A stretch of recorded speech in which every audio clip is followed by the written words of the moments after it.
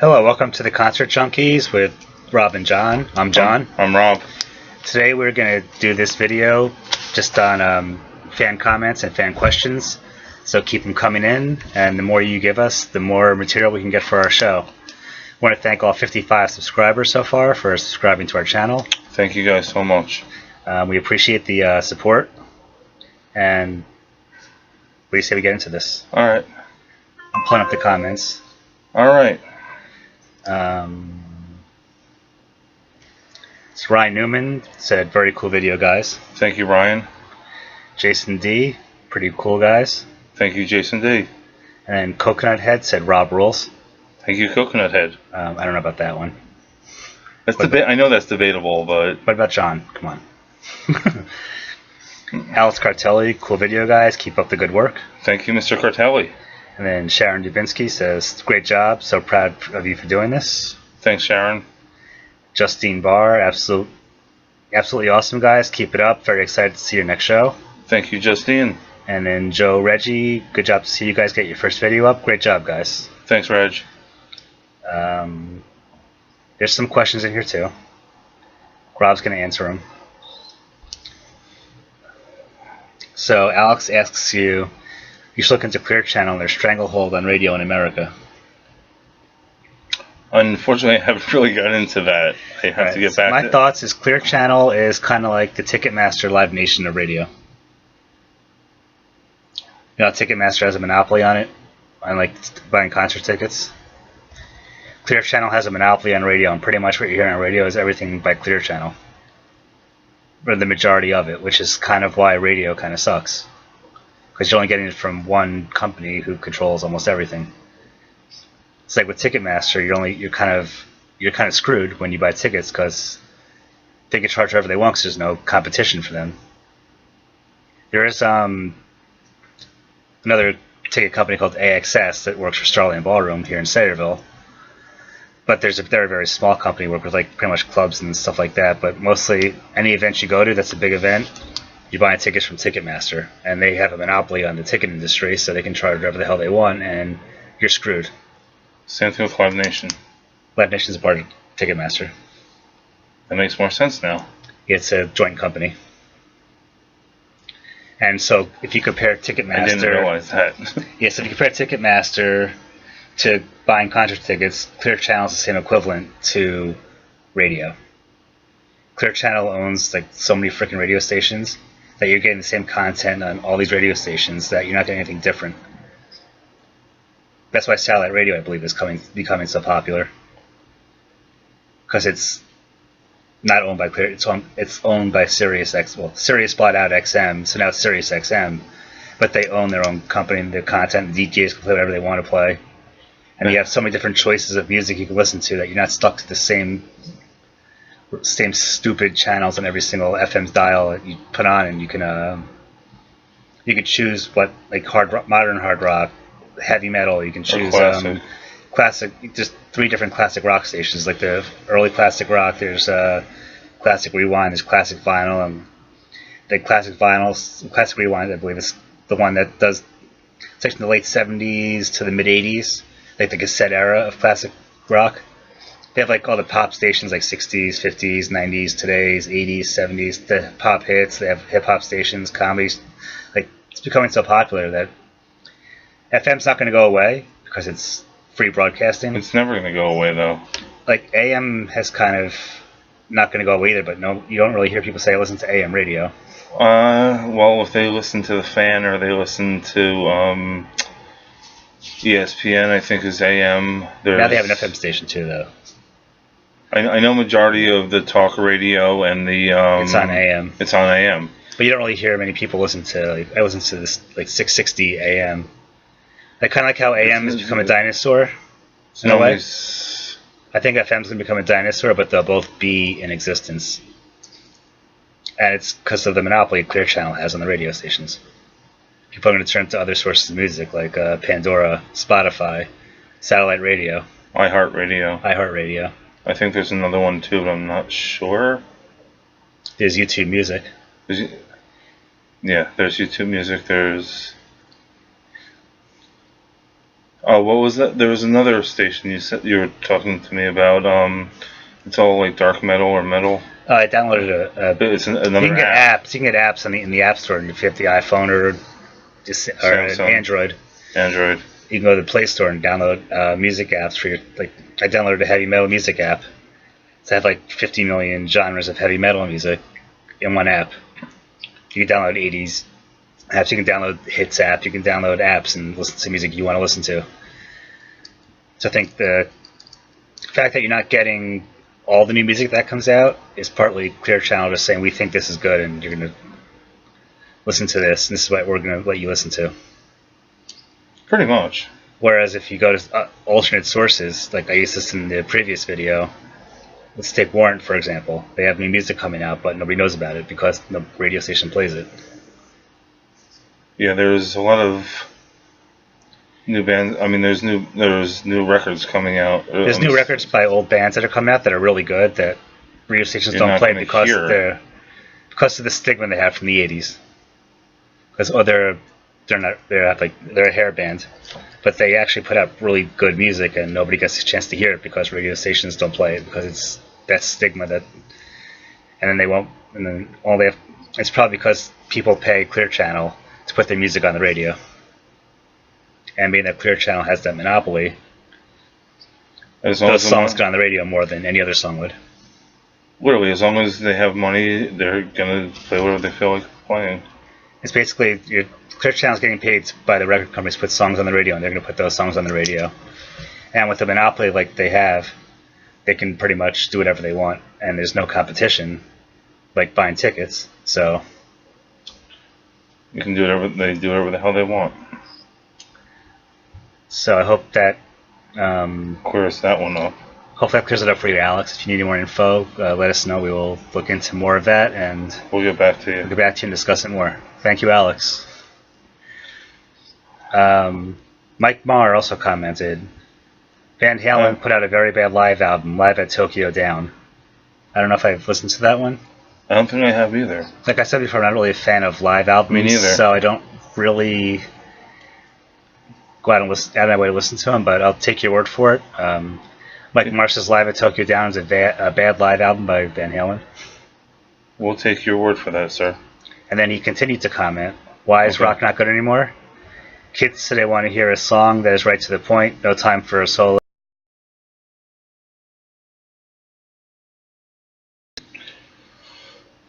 I have to agree with him. Mm-hmm. Like,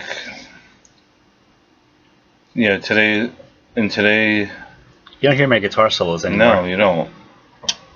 You don't hear too many guitar solos, and you don't hear many epic songs either. Like, I'm going to just use Metallica, for example. Master of Puppets is like 6 to 8 minutes long. Pretty much every song on Justice for All is almost 7-8 minutes long. There's a couple of 5 minutes in there, but they build up to something. It's a build-up song. Well, my biggest thing is kids today don't do the research like we did. No. Not at all. Like, they didn't look up the lyrics and know exactly what they meant by it. That's the best part of getting the CD and everything, too, or the cassette back in the day. Because the lyrics were right there. You'd go into your bedroom. Play the CD record or tape. Yeah. Have the sheet laying on you while you're relaxing. Yeah. Oh, that's what he meant by that. You know, read along the lyrics. You can read it and listen. Now they're just hitting a button on their phone or whatever other device they have and not understand anything. A lot of times, too, music, you need a chance for it to grow on you. You can't listen to a song once and be like, I hate the song. I love this song. Hearing it one time. I mean, me personally, I gotta hear a song 2 or 3 times before I can make a decision on it. Even if it's by a band that I really hate, and I can say that maybe they have a good song here or there. I know Rob likes the song Picture by Nickelback. I hate you so much right now. Actually, no, I do not. I do say that I hate Nickelback, but they do have some good guitar solos. Okay, well... The music, I don't like this... The lyrics are fucking cheesy as anything. Alright, not that... I'm not a Nickelback fan whatsoever. I'm not saying I am. I'm just gonna... Me neither, but... I'm just gonna say what I'm trying to make a point is that if I hear it enough, I can say, okay, there's some good stuff going on here. I don't like them at all, but I can admit there's good stuff going on here. Because I listened to it a few times, not just once, and been like, oh, this is garbage, I'm not listening to it anymore. Well, so when something's overplayed and not per se, I am not a fan whatsoever, but I have my reasons why. I've heard some decent riffs by them from hearing it a few times. I'm not a fan, don't like them, I'm not going to see them live, I'm not going to buy any of their records. But I will say, by getting to listen to it a few times and hearing it a few times, and even you can admit that they have some good riffs. Oh, yeah, yes. The riffs, yes. I don't know what songs they are because I don't pay attention, but I know I've heard, like, I can't name anything off the top of my head. Oh, it's the song Photograph, that's your favorite song. And screw you. No, I have my reasons why I despise them, but yeah, some of their songs are very catchy, and when you go to every supermarket anywhere or even an elevator, you'll probably hear them. But that's just my opinion. Like, I just can't. I'm not behind them at all. Cannot be behind them at all. I think we've pretty much answered the rest of his question. His comment, or we kind of commented on the rest of his comment. They need a good-looking celebrity who is going to tweet something or be caught on video doing something outrageous. They don't care about the album, a full collection of songs, or the artwork, and they don't care anything but a quick hit and moving on. So I think we kind of covered... Yeah, I think he's dead on majority of what he said. I think we covered a lot of what he said, We covered majority of it. Okay, then we got a good question from Joe Reggie. Hope I'm saying his name right. Regina. If you guys could make your own band with well-known musicians, who would it be? Singer, drummer, guitar, bass? Alright, I'm going to have to say Howard Johnson from... Well... Howard Jones. Jones, why I say Johnson. That's a hotel chain, and he played for the Mets back in the 80s. That's why I was thinking that, yeah, for some reason. My faux pas. Lead singer, backup, Jonathan Davis. Bassist,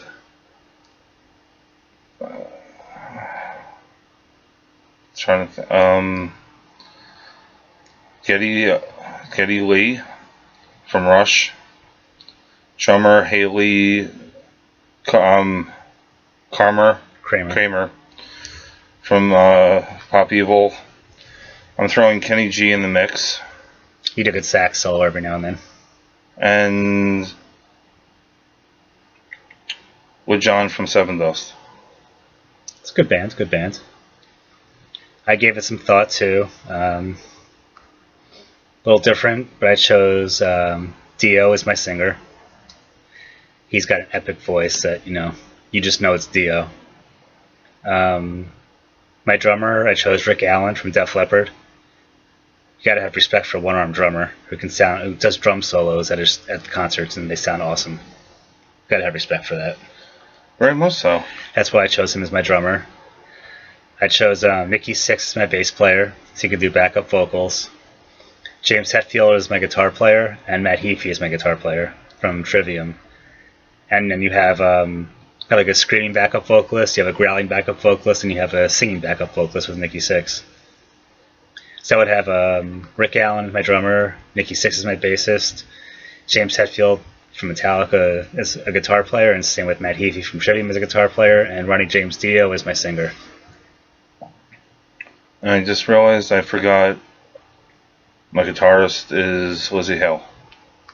Good choice. It'd be a hell of a show if that actually did happen. Anybody else have any dream bands they want to put together? Comment down below and we'll respond back to you next show or in a couple shows from now. I want to hear what you guys have to say. This is kind of interesting. Like I'm going to expand on him a little bit. I'm going to ask you the question. Okay. All right, dream concert, any band, living or dead, that you want to see, like you need to see, that you haven't seen, that you want to see. They could be from any time period. It doesn't have to be just from today. Like top 5? Now, like one band that you never got, that you wanted, that you need to see live, that you've never seen live, that you wish you could see live, even if they're alive or dead. Like if I handed you tickets right now and said, "Oh, you want to see this band? I'll give you tickets right now." Who do you want to go see? That like your dream concert. Which band? Dream concert? Which band? I would probably Sublime. I didn't get a chance to see them. Interesting. Like I wanted to, I mean, I don't know if I was. They kind of turned out with Rome, but it's not the same thing. No, I mean the original. I would say Sublime. Like I don't know, not En Rome or yeah, like the original Sublime. That or Nirvana. I think those are the. I mean, big picture. Those are the two that I would like to see that I never got a chance to see. I would choose the Beatles. That's another good one. I mean, so many good songs, and I know they stopped playing live in the mid-'60s because what they were doing on their albums, they couldn't repeat live at the time due to technology, from what I remember learning about.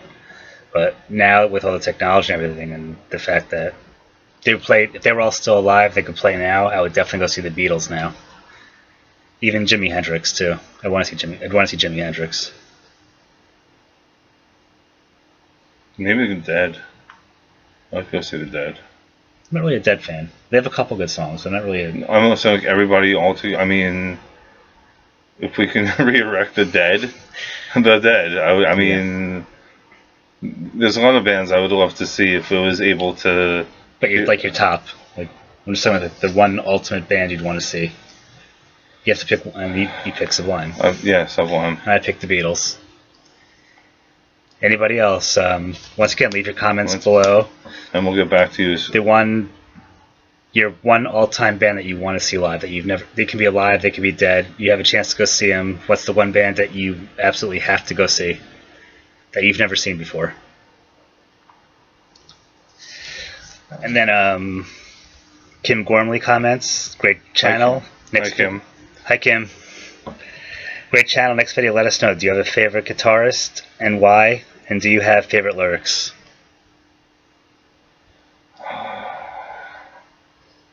That's another good question. Very hard to answer, but guitarist. Well, he's actually a bassist, but Fieldy from Korn. If I chose a bassist, I'd choose Les Claypool because I like the slap bass that he does. Yeah, he gets really cool sounds out of his bass. Yeah, they're both amazing. Lyrics. Guitar player, I just choose James Hetfield because I became a huge Metallica fan when I was young, and watching him play guitar and sing got me into playing guitar. So he's kind of like the reason why I picked up a guitar in the first place. So if that answers the question, so James Hetfield, and plus he writes amazing riffs.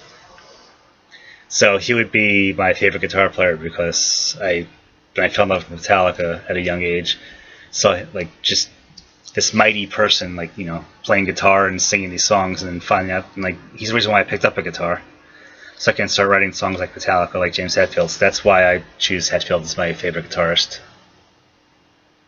So if I have to go, well, kind of answered but didn't. You kind of really didn't.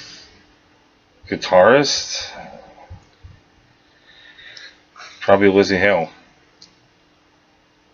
How about while Kim brought up the question, how about a favorite vocalist that we haven't mentioned yet? Vocalist. It's one that we haven't mentioned. Oh, with John from Seven Dust. I thought you mentioned him before in your. No, he was in my band. He wasn't. Yes, it's the one you haven't mentioned yet today. Oh well. Well. For a vocalist. Vocalist.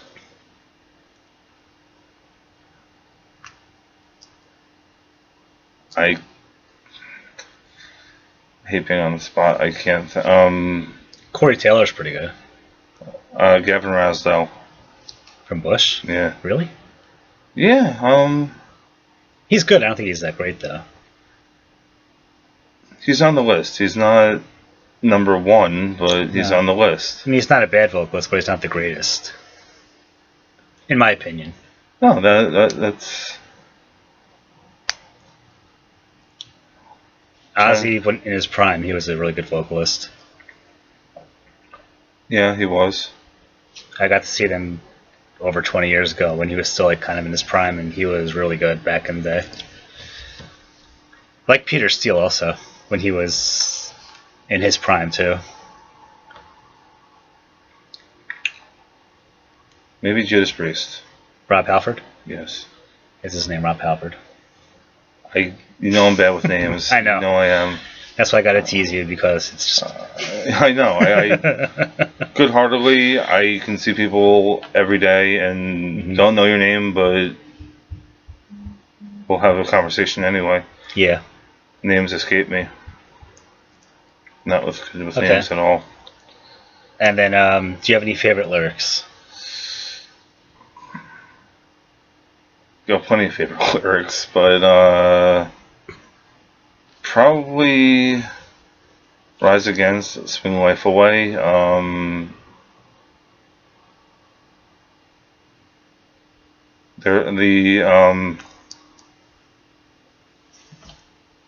to think of the dead-on lyric. I have friends that I hardly know, but we've had some good times.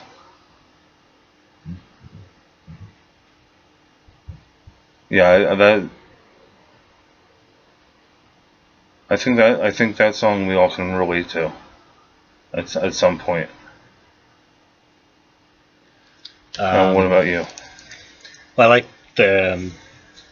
it depends on my mood, really. Sometimes it changes a lot. But the one song with all the lyrics that like kind of really hit home with me a lot is The Unnamed Feeling by Metallica. It's off the Say Anger album. That song just like really hits home for me. So when I hear that song, kind of like, you know, it's like a purging of emotions. Also, I think it was Jason Aldean who sang the whiskey drowns the sorrow. I think it was Jason Aldean. I want to give credit to the right person.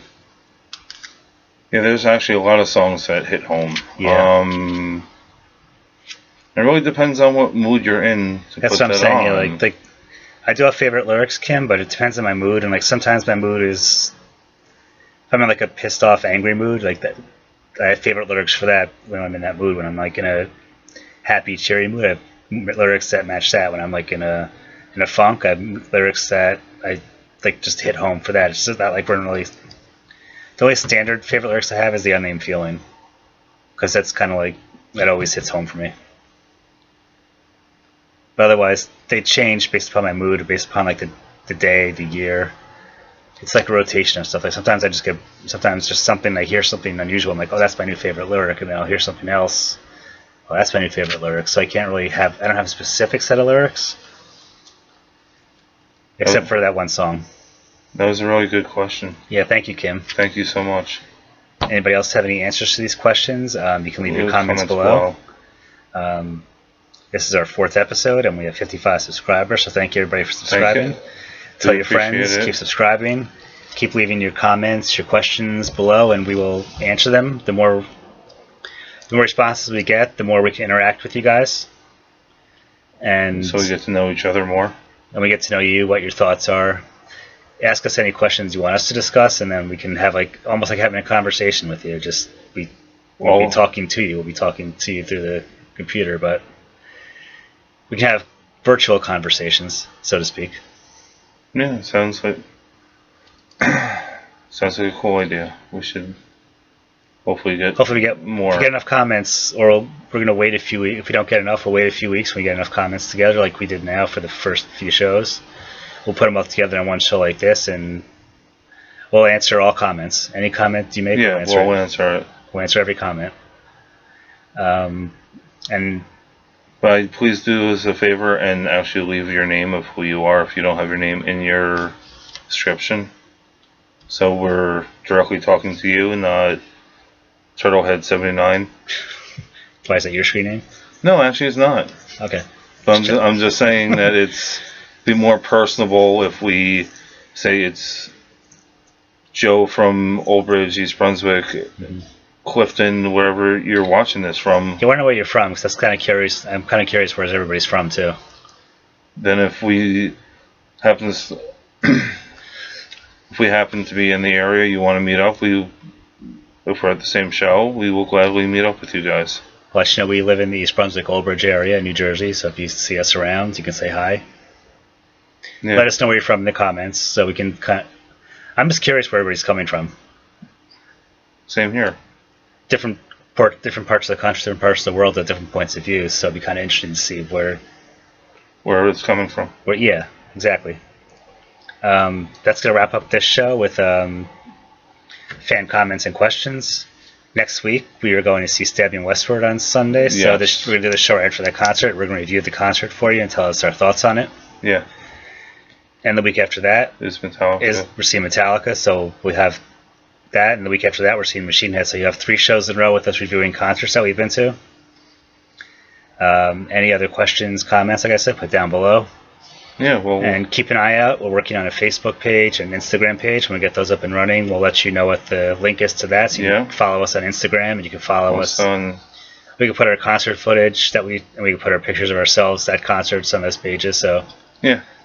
And we can interact more with you guys over there too. You can leave us comments, questions on Instagram, Facebook. We can have more interaction with everybody. I like the interaction. I like the comments. I think they're great. They're fun to answer. Yeah, they are. So yeah, the more comments and stuff you give us, the better we think our shows can be, because it's more interaction with the fans instead of us just being 2 schmucks from New Jersey talking to each other and yelling at each other. Pretty much. But he's a big schmuck over there. This guy. Yeah, this guy right here. If you meet him in person and you want to piss him off, just call him Robbie. And I got him. Thank you for watching, everybody. This is the Concert Junkies with Rob and John, Volume 4. This was our fan video. This is our fan video. Our shout out to the fans. Thank you so much. Thank you. Tell your friends to subscribe and tell them to leave comments and questions. And the more we have, everybody have a good week, and we will see you guys next week with our review on Stabbing Westward. Thank you. Good night.